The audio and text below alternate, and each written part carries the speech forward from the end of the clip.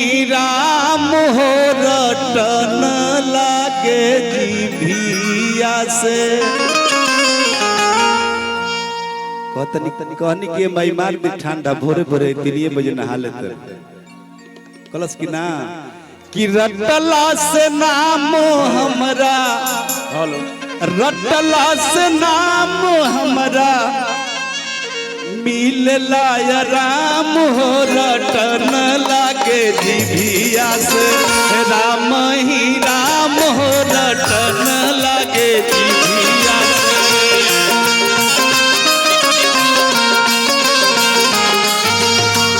राम ही राम हो रटन लागे जीभिया से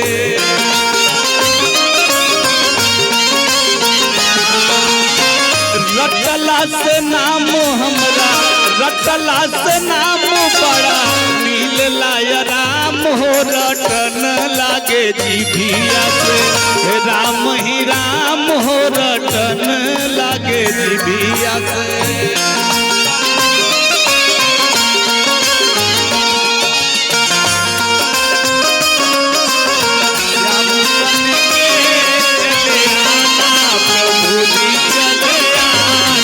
कभी राम बन के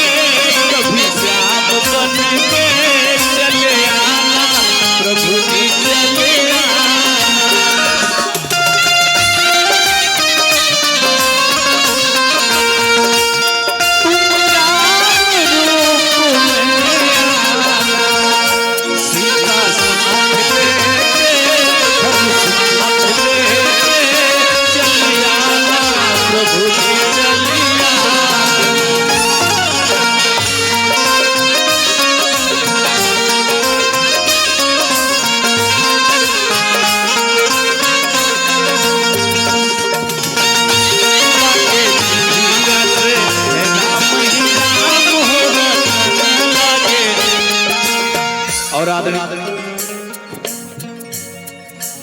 बड़ भाई श्री रवि उपाध्याय मुखिया जी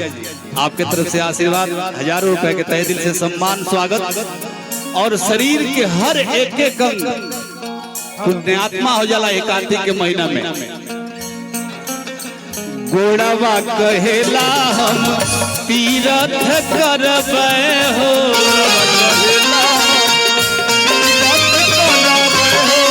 गोड़वा कहेला हम तीरथ करबै हो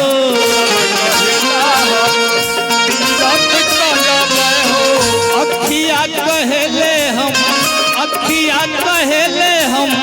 देखब चारो धाम हो रटन लागे जीभिया से राम ही राम हो रटन लागे जीभिया से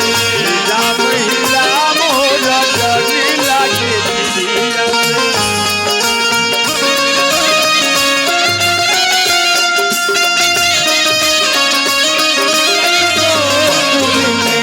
प्रभु आप बसो वृंदावन में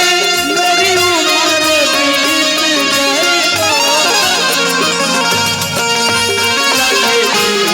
से राम ही राम हो रटन लागे हथवा कहेला हम दान पुण्य करबै हो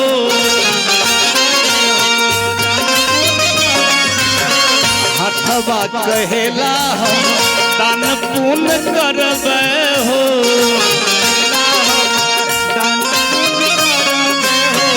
कन्नवा कहेला हम कन्नवा कहेला सुनब भागवत पुराण हो रटन लागे जीभिया से राम ही राम हो रटन